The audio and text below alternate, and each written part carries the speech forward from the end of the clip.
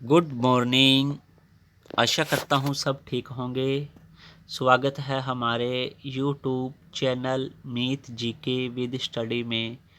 तो आज हम टॉपिक करेंगे मुग़ल कालीन प्रशासन, यानी कि इसके प्रशासन, मुग़ल काल प्रशासन में क्या क्या हुआ और उसके अंदर प्रशासन में कौन कौन से विभाग थे और उसके उत्तराधिकारी कौन कौन थे, उनको हम अच्छे से ध्यान से करेंगे, क्योंकि इसमें एक ना एक क्वेश्चन सीधा डायरेक्ट पूछ लेते हैं भी ये इस विभाग का अधिकारी कौन होता है।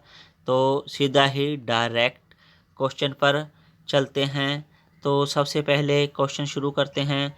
किस शासक ने राम सीता की आकृतियों वाले रामसिया देवनागरी लेख से युक्त सिक्के चलवाए थे? किसने चलवाए? अकबर ने चलाए थे, यहाँ चलवाए। नेक्स्ट है, मुगल शासन में प्रचलित तांबे का सिक्का क्या कहलाता था? क्या कहलाता था? दाम कहलाता था। ये मुगल शासन काल में था। नेक्स्ट क्वेश्चन है, मुगल प्रशासन के अंतर्गत जिलों को किस नाम से जाना जाता है? किसको? ये जिलों को क्या बोला करते थे? सरकार के नाम से जाना जाता था। नेक्स्ट है, मध्यकाल में बंटाई शब्द का अर्थ क्या है? क्या है? लगान निर्धारित की विधि, यानी कि ये लगान निर्धारण करने वाली एक विधि थी। इसको बंटाई शब्द के नाम से जाना जाता है। नेक्स्ट है, विद्वानों को दी जाने वाली राजस्व मुक्त अनुदान भूमि को मुगल प्रशासन में मदद ए माश शब्द से इंगित किया जाता था।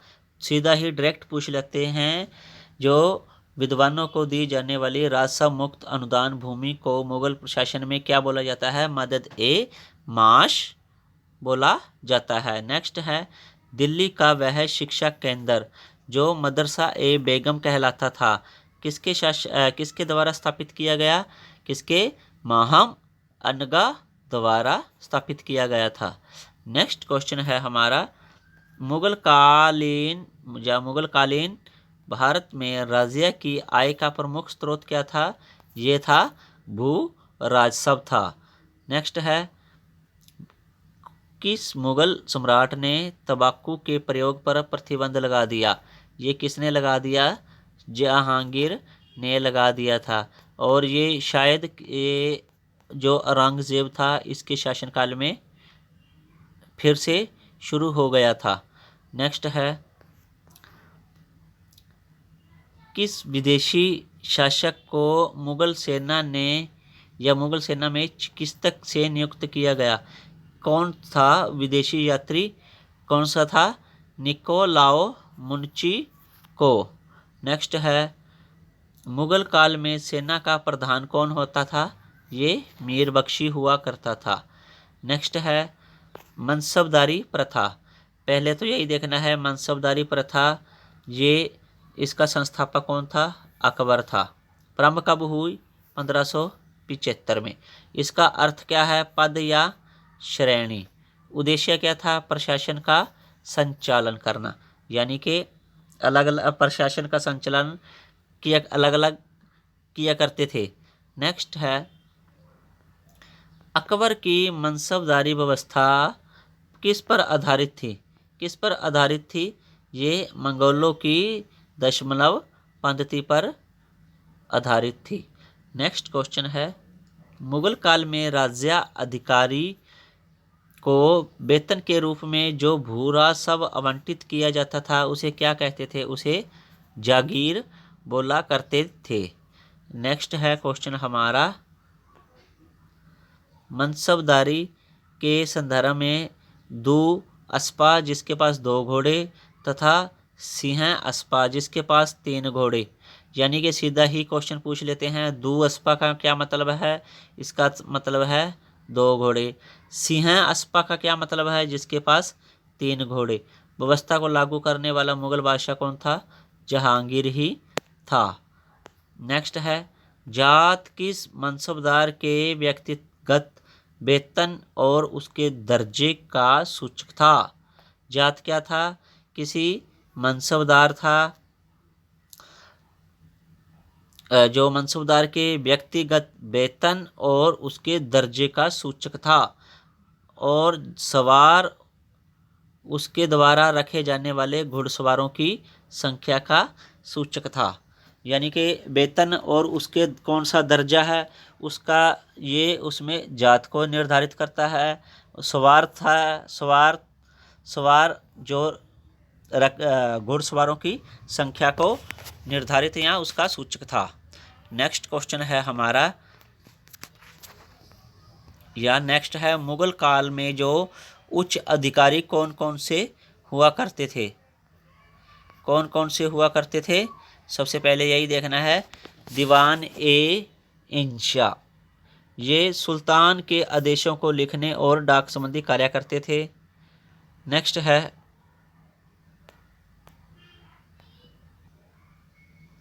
तो सबसे पहले दीवान ए इंशा, ये सुल्तान के आदेश को लिखने एवं डाक संबंधी कार्य करते थे।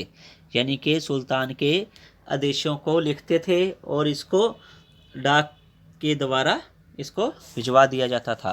भाई आज सुल्तान ने ये आदेश दिया है, क्या करना है आगे।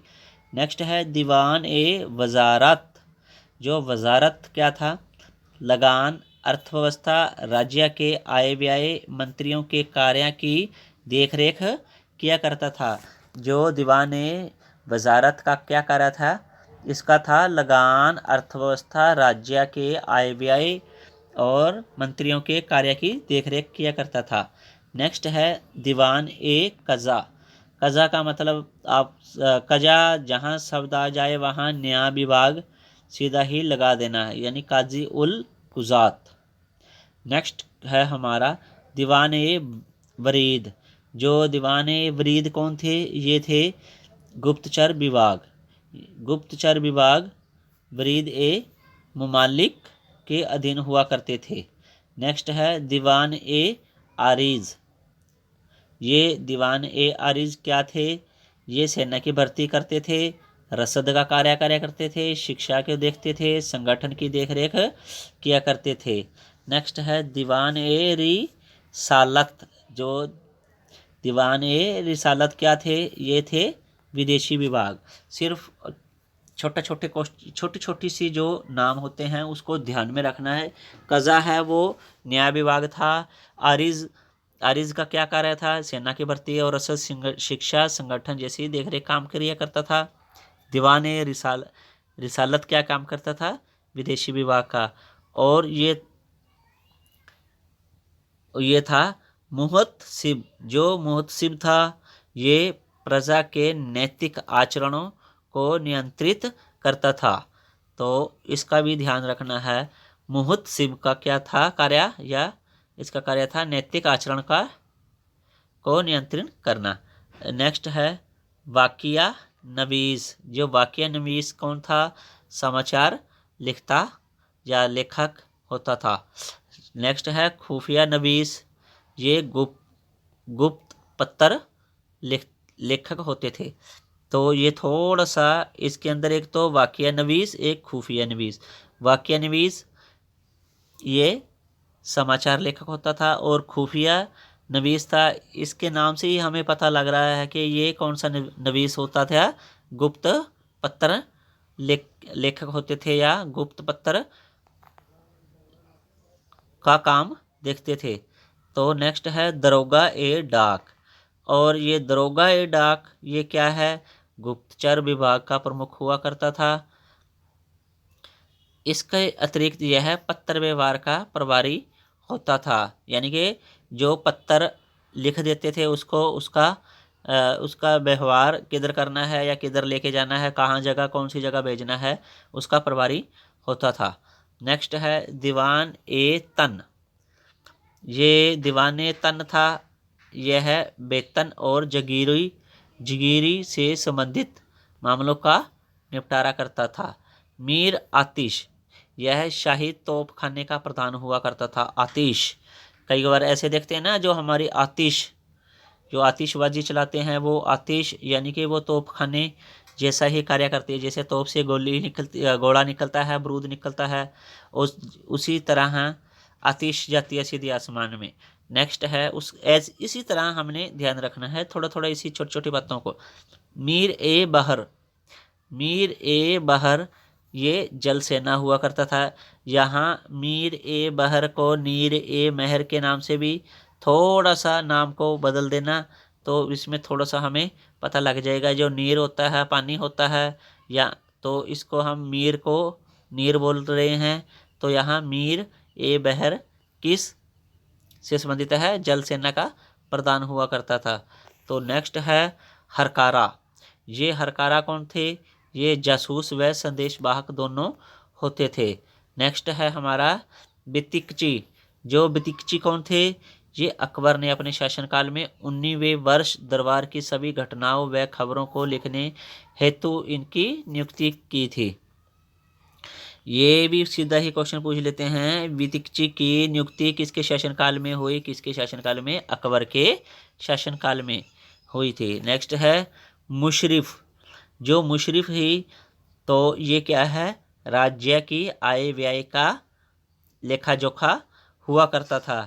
यानी कि जो आजकल हमारे जो बजट निकालते हैं वित्त मंत्री, उसी की तरह ये क्या हुआ करते थे? मुशरिफ हुआ करते थे। तो ये आय व्यय का लेखा जोखा रखते थे। नेक्स्ट है नज़ीर ए बयूतात। ये क्या थे? शाही कारखानों का अधीक्षक होता था। ये बयूतात या बयूतात कौन थे? शाही कारखानों के अधीक्षक हुआ करते थे। नेक्स्ट क्वेश्चन है, और नेक्स्ट यानी कि लास्ट क्वेश्चन है हमारा, मुगल मिश्रित सैनिक टुकड़ियों में ईरानी, तुरानी, मुगल, भारतीय, अफगान व मुसलमान समान संख्या में रखने की व्यवस्था थी। यानी कि मुगल समय में कौन कौन थे? ईरानी, तुरानी, मुगल, भारतीय, अफगान, मुसलमान सभी ही रखे जाते थे समान संख्या में। तो आज का ये क्वेश्चन हमारा अंतिम था, और इन सभी को अच्छे से देखना है भी कौन किसका अधिकारी है और कौन उसका कर्तव्य क्या था। तो ये आज का अंतिम क्वेश्चन, और हमारी वीडियो यहीं से आज ख़त्म या समाप्त है। मिलते हैं नेक्स्ट वीडियो में। धन्यवाद।